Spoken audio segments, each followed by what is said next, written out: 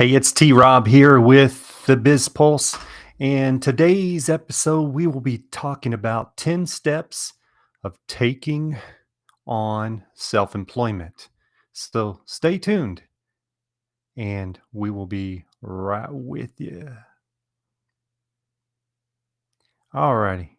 So, hope everyone's good. Last video, we talked about what is self employment and kind of the pros and cons of it.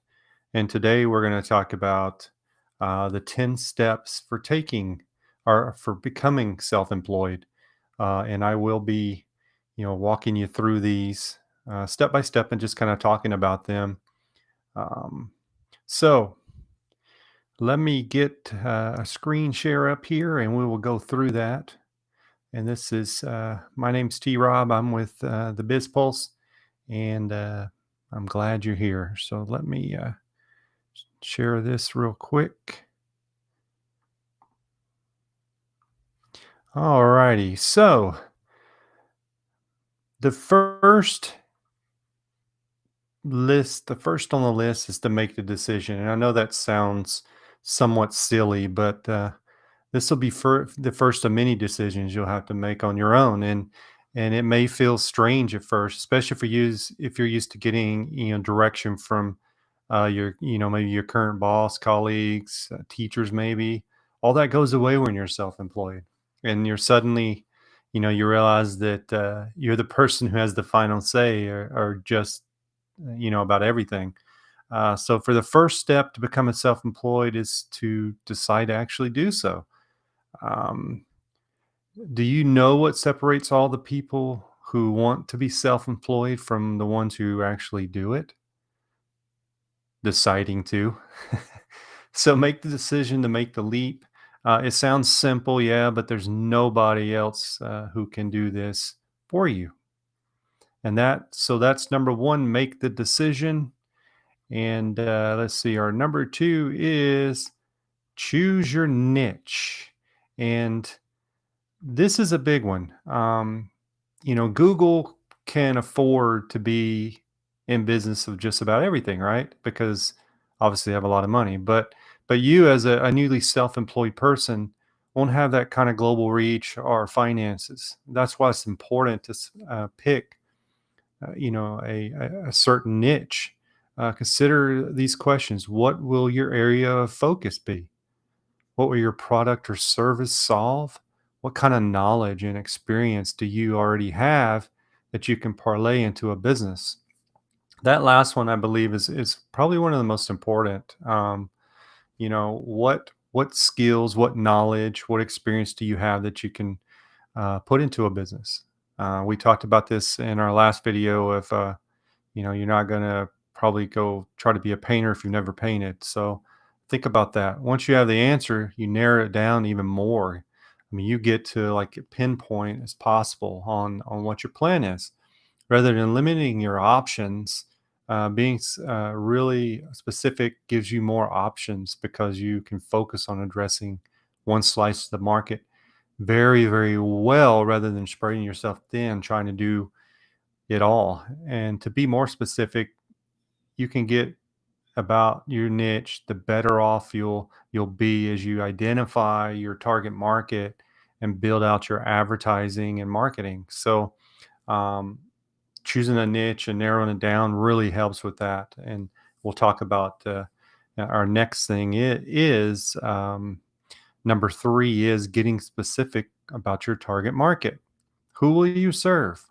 And that's a big question because these two, like choose your niche and getting specific about your target market, go together. Who are the people you will serve with your product or service?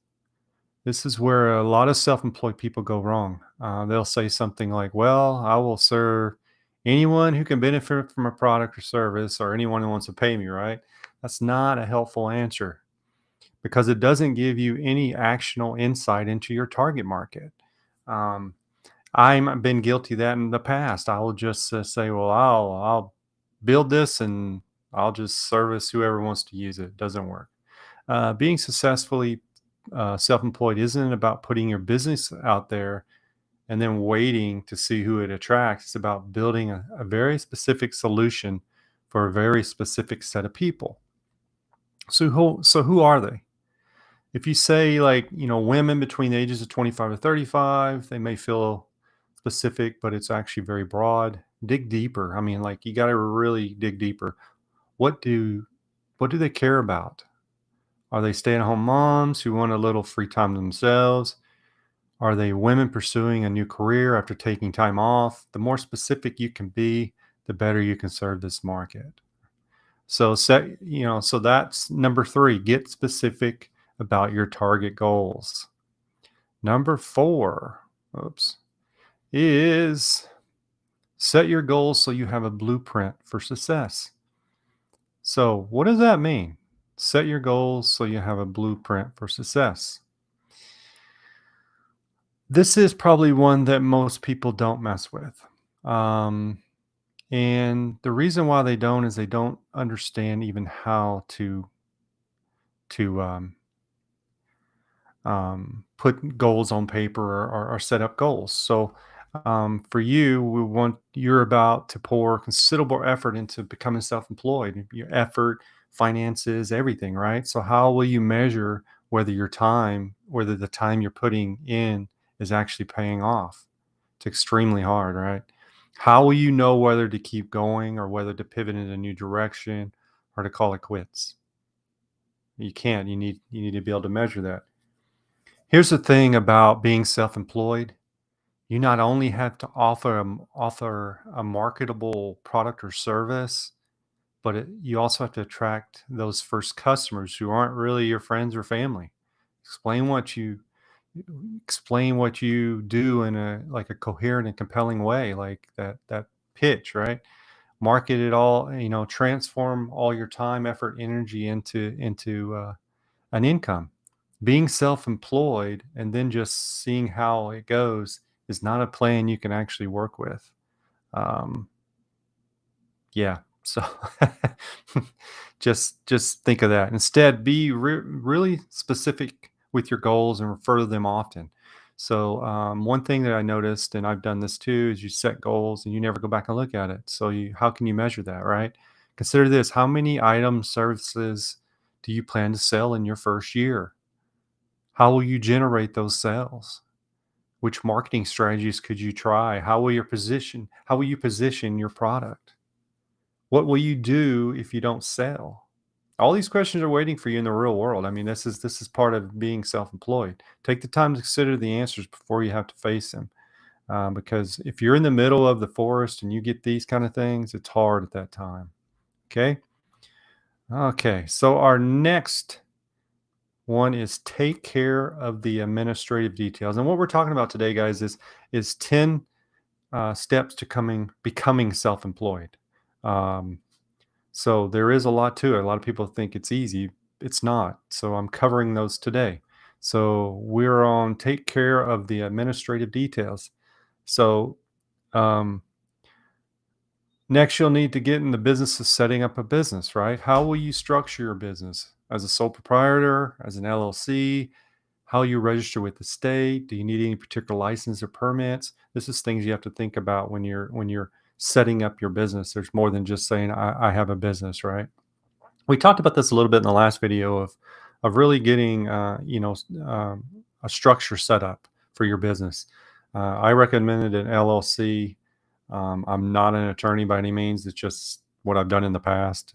I've had pretty much all of them, but it's not hard to set up and it probably will protect you because there's so many different administrative steps to take care of. And when you become self-employed and set up your own business, um, there's just so much to it, and a lot of it you won't even think about until you get in the middle of it. Because a couple other things about the administrative stuff is that I haven't covered here is maybe and we'll get into that in the next thing in the systems, but potentially having to set up payroll, things like that. So just think about that. We're talking about 10 steps to self-employment. um, and yeah, let's move on to the next step and invest in systems that work. And that's a big statement: invest in systems that work. So in today's world, there's so many different systems, right? How you stay on top of your day-to-day details of being self-employed is a big deal. For example, how will you price your products or services? How will you bill for your clients or customers? How will you keep track of profits and losses so that you know where your business stands at any point in time? Um, think of a system you'll need to in order to run your business effectively and to test out the ones that look promising. I mean, for example, you may need a CRM system to keep track of customers. You might need an email service for marketing. You might need some kind of online payment system. You probably need a payroll system, accounting system.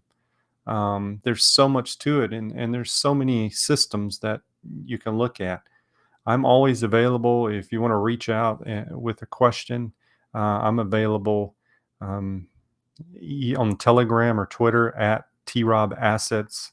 You can just hit me up. I'm more than happy to try to answer your questions about some of this. And we'll cover more of this in future videos as well. Okay, so next up, we are going to look at decide where you'll get your best work done. So what the heck does that mean? Like, one of the best things about being self-employed today is that you have so many options when it comes to how, when, and where you'll work. If your business doesn't require a physical space to open to customers, you have a lot of freedom. You can choose to work from home. You can go to a cafe and work. You can rent a desk, office, co-working facility. I mean, whatever. Your choices are pretty broad. Think about where you'll be able to get your best work done and start there. Because, for example, if you're working from home, may seem a little like a great option, right? But what happens when the details of home life, like laundry, dishes, miscellaneous to do, kids, dogs, intrude, everything intruding on your work life? It may be difficult to separate home from work, in which case a third space like a co-working office maybe is a better fit for you. So think about it. Decide where you get your best work done. Um, and we are now, next one is number 9. Make connections and build visibility. So make connections and build visibility. What does that mean to you? Like, every business is built on connections. I mean, you not only need a great product or service, but you need customers who are willing to pay for it, right?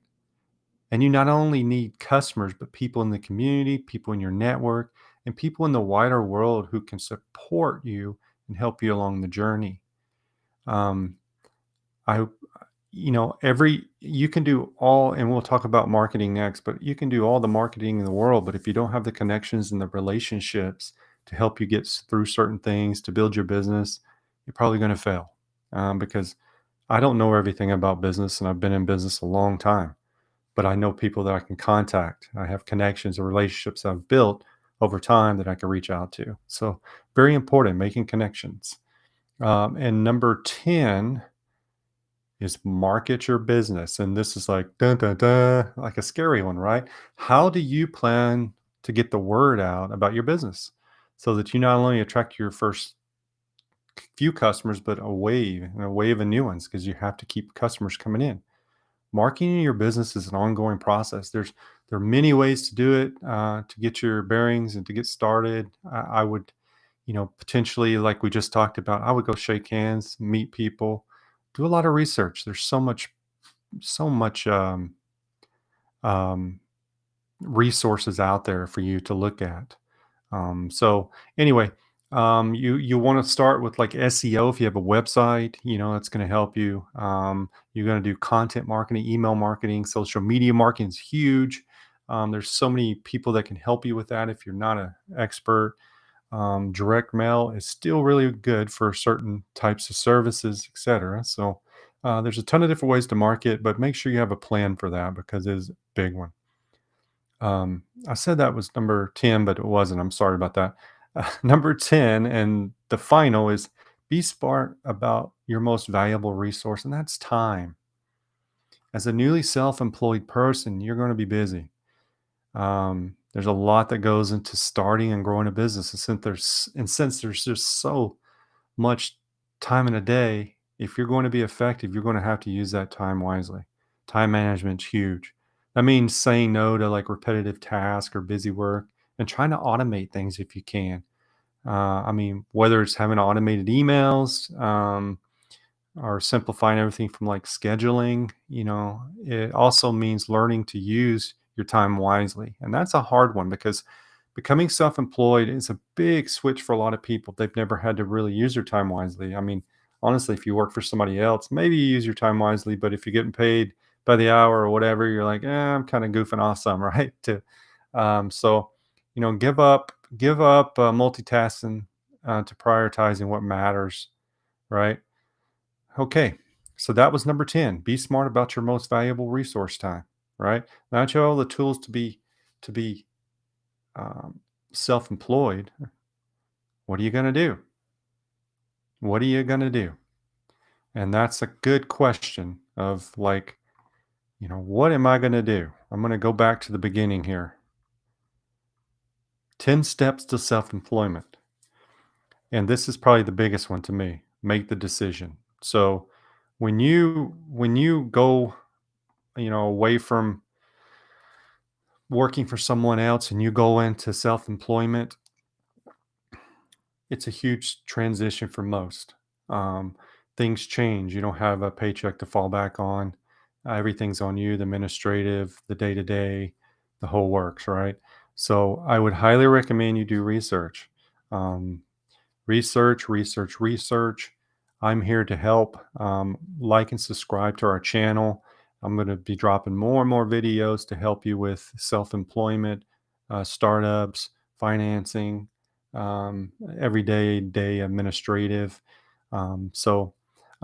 That's it for today. That was 10 steps to becoming self employed. And if you know people out there that are looking at this or thinking about it, send them the video and just let them get a little education on it as well. I know it's pretty broad of what I touched on. I will be breaking down a lot of this in future videos. So please like and subscribe to my channel. And guys, thank you so much for tuning in. And next video, I'm not sure what I'll be covering, but it's going to be something again related to business. So please tune in next week and we will see you soon. Have a great day.